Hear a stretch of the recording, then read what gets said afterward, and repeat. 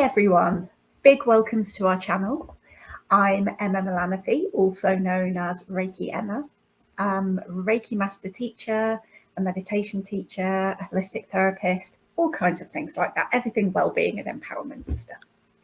And I'm co-hosting today's discussion with my colleague and friend Tanvir Anwar. And yeah, hi Tanvir, would you like to Hi. Yeah, thanks, Emma. So I am Tanvir Anwar. I'm a holistic home healer, and thanks for having me. And it's not only a guest or host environment right now. So we are both co-hosting, right? Yeah, that's what we Yeah, like. Yeah, right. Yeah, equality and just a bit of a conversation, really. So right. we Yeah. both take the lead. So last time we have talked about enlightenment, ego, and some other spiritual aspect what a beginner generally faces. So we Yeah. will carry on the rest of the part today. So Ima, could you please Mhm. carry on? Yeah. Yeah, sure. So the next question that we have on our list of challenges and difficulties that quite often beginners on the spiritual path will face is, do I need to live a less comfortable or more austere life from now on? Do I need to chuck out all of my nice furniture and live in a little hut in the mountains and live on bread and water? Obviously not literally that, but that's kind of the gist of what we're talking about. So yeah, Right. I know what I'd like to say about this, but would you like to go first, Tanvir? Yeah. Thanks for giving me the opportunity to talk. So it's very common to believe that I need to live a below standard to be more spiritual or get the guidance from the divine. To me, that is not true. What generally people tries to achieve is detachment. So detachment from everything like financial achievement and similar as the worldly things. But the fact is, one can go to the path of spirituality being all of things having the main thing what needs to focus here is detachment. So don't get attached with anything. If you are not getting attached with any worldly type of things, you can have everything, you can enjoy all the goods, and along with that you can also proceed in the way of the spirituality. So there we need to find a balance. Mm, So where is the balancing point here? So am I getting attached too much into worldly things like I need more money to survive? Do you feel in that way, or mhm, you are just thankful to the divine that for giving you so much opportunity to enjoy your life, to live a very affluent way as mhm, other people live. But the thing is, you are not misusing all of those gifts which you have given from the divine. So mm, that's the main things. So as long as someone is using those resources wisely and also help other people as well to get rid of poverty, get rid of from other hardship for others to help them. So mm, definitely wealth can be a very good thing, and mm. it will also help people to grow spiritually more because he's not only help himself but also help others. Yeah. So that's my point of view. What Mm. about you? Yes, I like that. Thank you, Tanvir. That's Welcome. really resonating with me. And I think what I would add to that is energy. Money is a form of energy. It's resource and abundance, and it's when we start to focus on it above everything else and prioritize it and see when people are really attached to the idea of money and wanting more and more and more, it's because they have a sense of not enough. There's never enough. And getting enough, there's no such thing as enough money when somebody is really focused on money and that's their driving force. That's really the opposite of the kind of spiritual perspective. So it's more about your priority and your attitude. And as you said, Tanvir, being grateful for what we do have, for the gifts that we have. It's also, I think, being willing to accept that sometimes there will be times of more, sometimes there'll be times of less. And seeing both of these things as opportunities for growth and learning, to be okay, to see both of them as being the same, really. Even if one's more challenging, that's going to give us other gifts as well. I do think that getting slightly geekier, just to mention that I think that this idea of living an austere life and putting yourself through physical hardship kind of comes from traditions where people would go through physical adversity and difficulties as part of ritual. So yeah, people would put themselves into the middle of nowhere. They would undergo rituals and meditation, bathing in freezing cold water, reciting certain scriptures or prayers as part of a path that would bring them quite often shamanistic gifts, supernatural gifts and spiritual gifts. And it would represent the death of the old life and the start of the new life and their new role in their life. And it's a very transformative kind of experience. But the fact is that not that many of us go through that as part of our spiritual path anymore. It's not the thing of going through the austerity and the difficulties. That's not the thing that makes you spiritual or that's part of the path. It's more that transformation. And we can get that in so many different ways, especially through things like Reiki attunements. It is more about the kind of attitude of abundance and of equanimity and of welcoming difficult times and times of plenty as being exactly the same. So yeah. Yeah, good. You are absolutely right. So I have a similar point of view which I missed earlier. So it is like in most of the major religion, they're showing something like if you are in poverty, if you have less resource, that mean God loves you more. Yes. And for from a personal opinion, what I can say that if you were in a financial hardship, it's very much difficult to grow spiritually as well, Yes. because you need to provide your food, you need to take care of your family, you need to take care of your surroundings. So Yeah. if you can take care of all those things, then how you will be able to take care of your mental state which wants to proceed to the spirituality? Yes. That is not possible. No. And one thing more, it is like what we believe that religion is the spirituality, and that makes things more hard for other people, thinking that okay, if I want to be more spiritual, then I needed to be more religious. Mm. And when you are going to the religion section and figure it out that, I mean, as per their belief, God Mm-hmm. loves poor people and Yeah. hates the rich people or who has the abundance. They are going to be punished in afterlife for accumulating all of those resources. I mean, those type of negative belief also helps a people to remain in their poverty's condition, Yes. Exactly. because Yeah. they're not getting out of those type of hate thinking that I don't need any money, or I don't need wealth, I want to be a very good person as God wants. So Yeah. that type of belief, I think, also dragging us from the path of the spirituality.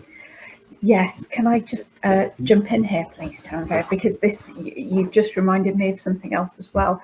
It's I think with some of the mainstream religions and very successful religious organisations, it kind of suits them to have people not feel empowered, to have people feeling as though they're poor and as though they need to give a certain amount of their money to the organisation because that will make them a good person as well, or that's what God wants from them. And so the religions get richer and richer and richer, and their people stay in poverty and judge other religions and other people who do look after themselves and who see money as this energy and who are not afraid of change and empowerment and of the responsibility that actually comes with having abundance as well to help other people.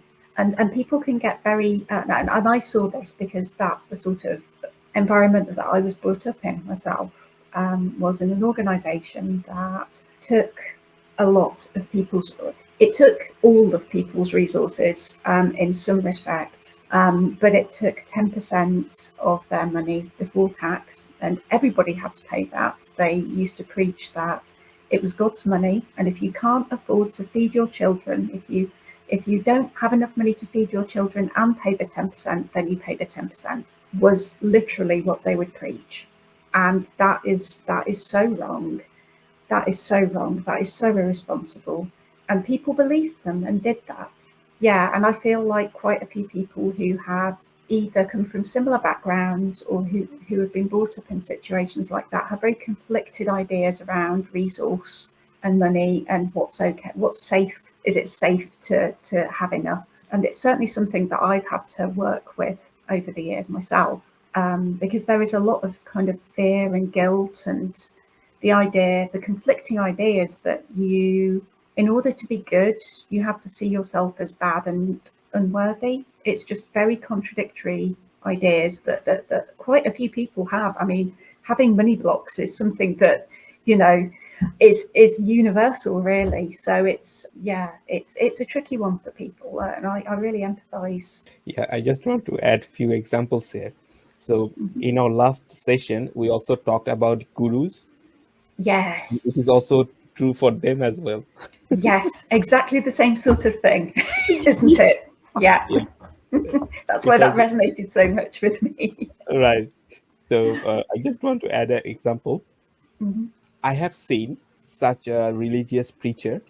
Mm-hmm. So they're asking people to donate or give their charities, whatever you just told that. I Mm. mean, even if you can't feed your family, but Yeah, pay the money to the organization. yeah. So similar type of things what I have seen when I was back in our country. So Mm-hmm. people used to use those charities monies, I mean those preachers, Mm-hmm. and used to fly with helicopters, private helicopters and Yes. private jets or these sort of things. Mm-hmm. And one of their main, I mean, when they're asked that why you are using people's money in such a luxurious way, Yeah. so they have some good argument as well. So it is like we are saving times, so we need to move here from there. And another good example was, okay, if we travel with other people, that will attract more negative energy to us because we because we are more pious. Oh, I'm And sorry. so that's why we need to fly through the private jet as well. Mm. It's So, different rules, isn't it, for different people in those sorts of things. And that's exactly what happened in the organisation I was talking about as well. That it came out recently that they had been putting money into hedge funds. They hadn't been using it for charity. They'd been building buildings, buying land, making business investments, building a big shopping mall, and also not declaring their taxes. So they've been getting into quite a lot of trouble recently. And yeah, but they're still trying to get people to pay their 10%. right.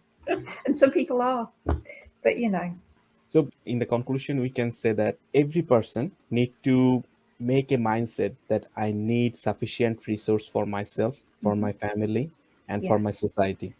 Mm. If we have that kind of mindset, then eventually I believe the divine will give us the resource what we need. And when we will be aligned with those type of resources, we will be more grateful to the divine. That means you are already in the path of the spirituality. You don't need to find other way to go into the forest and start a meditation, long meditation, leaving everything. So you don't need those type of things. So making life simple, get rid of the wrong belief is the main thing. So it Yeah. is a kind of detrimental belief which we have to grow in the spirituality. We need to leave everything. Mm. Yep. Yes, and it's I think echoing that as well. It's when we discover that objects are objects, and that the meaning that we sometimes ascribe to objects that we've been accumulating over the years, it's inside us, and we can just connect with that feeling that the object, or the thing that the object gave us. So, for example, if it's something that we've inherited from a relative, from somebody who's passed over, then we can use it as a focus to remind us. But the real value of it is what's inside of us. That's where the treasure really is, and nothing can ever take that away. That's always with us, isn't it? So, yeah. Right. Yeah. So, our next question is, why am I facing different types of changes in my life? And this is a really good one. Yeah. You can go on with that one first. Okay, thank you. Okay, cool. So, one very kind of basic thing that pops up for me here is the fact that change happens when we allow it to. When we are on a spiritual path, when we're starting to go along a spiritual path, it means that's a change in itself. We've got different priorities, we're having different sorts of experience, we have a different focus in life, and we are maybe living a more heart-centered life. We're connecting with our ethics and our heart and our consciousness. So naturally, things in our life were part of our life before we started on the spiritual path. Our relationship with those is going to change. So there will be people who maybe are not very comfortable having as close a relationship with us as they did, because we're quite different now, or we have a different perspective on things that doesn't match their own. It doesn't mean we don't have to, it doesn't mean we can't be friends with them. It just means that the relationship's going to change because we're changing, and that's how things go. That's what life is like. Also, I think our perception of things is changing. So maybe the same things are happening in life, but we're just noticing them differently. I have to say, from when I started out on my spiritual path, it was an evolution. It was change after change. It was letting go of things in my life that were no longer, that were never me, but that I realized were not aligned with me in my path, and they didn't feel right anymore. So I guess it started off with prioritizing things that I loved. So yoga and meditation, and looking after my body more. So first of all, I stopped having dairy because I knew I'd experienced that it was very bad for me.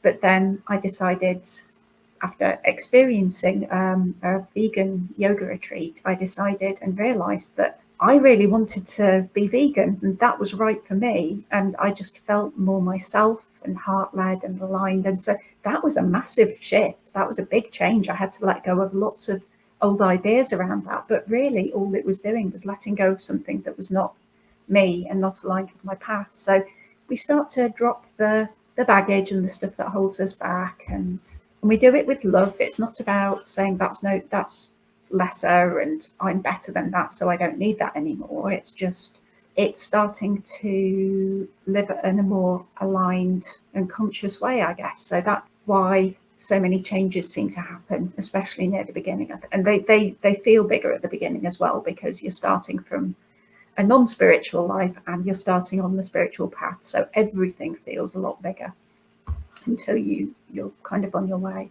So yeah, that's my take on it. But what about yourself, Tanvir? Yeah, so you're right. I'm going to a different direction. So it is like why those emotional change is happening inside us.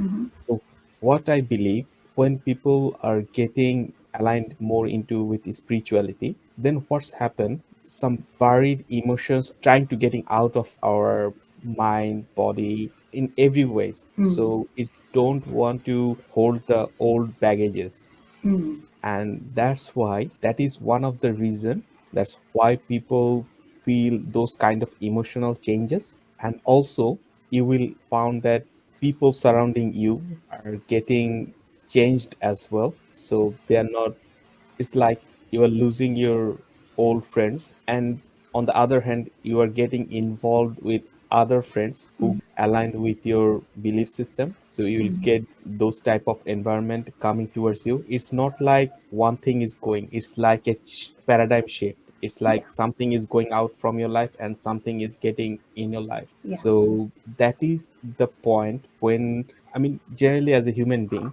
we are very much comfortable with what we have. But Yeah. when the shift started to happen inside us, then we are feeling much more emotional instability inside Mm. us. And that is, I will say, a realization. So you are getting realized that what is happening around you, because previously we are not that much conscious about our own karmas, our own deeds, and even if we carried something from our old past life. So Yeah. it's a different topic. But the thing is, those are already buried inside us. But when we are aligned with spirituality, that means we need to get rid of all those type of belief, all those kind of buried emotion from us, which is holding to proceed on towards light. That's the one reason what I believe causing emotional instability at the very beginning. What I believe, how to overcome that type of situation. So sometimes people will say that, okay, start breathing work, start meditation. But to me, first of all, need to consult with a mental or physical practitioner, because Yes. sometimes because sometimes it might be a physical reason or mental reason. So definitely those are needed to be sorted first. If they're saying no, you're mentally is absolutely doing great, or you're physically fine, so that's mean some spiritual energy is shifting from one direction to other direction. It will be very helpful for someone if they can consult with similar like-minded person who are experienced in that domain. Mm. And when someone consult with some more experienced spiritual person, then she or he get to know that what is causing those type of emotional instability. Because until we know that what is happening, you will not get the answer. First you need to know that what is happening. So when you know that what is happening inside me, then you can take initiative to change those type of things, or get adapted, or letting go all those belief system what is affecting you. Thank you, Tanvi. Yeah, that's very, very true. And yeah, you brought us really nicely to the subject of intense emotions and feeling um, as though you might be going through a breakdown. And that, yeah, that's really commonplace as part of spiritual path, especially at the very start. I had that myself. I was very ill. That was part of that ground level shift that led me to start the path that I needed to be on. And I absolutely always advocate for people to get professional mental help. That's not to say that going to an energy healer or finding a teacher or starting meditation won't help, because it will, but you need to treat it as the serious thing it is. And yeah, so go to your GP, get referred. If you feel like it's too much or it's affecting your ability to enjoy your life or to function, or if you're feeling hopeless and you can't see a way out, then please get help. That's absolutely imperative. And that doesn't mean you're not a spiritual person. It just means you're doing the right thing and the sensible thing. That's exactly what I did. I've been through counselling and different forms of therapy, and that's helped me to have more tools in my toolkit as well as helping me to heal. It's helped me to have more tools in my toolkit for helping other people as well. Yeah, I just want to add what you just have told. So yeah, definitely, as we have discussed, that we need to go to the physical practitioner for any kind of our health or mental issues. But along with that, we also need to seek spiritual help from someone who is more into that domain. It Mm, will help that particular person to understand that why he or she is feeling that type of changes. But mm. it is really hard to find those type of teachers. Yes, it's hard to find. Sorry to interrupt.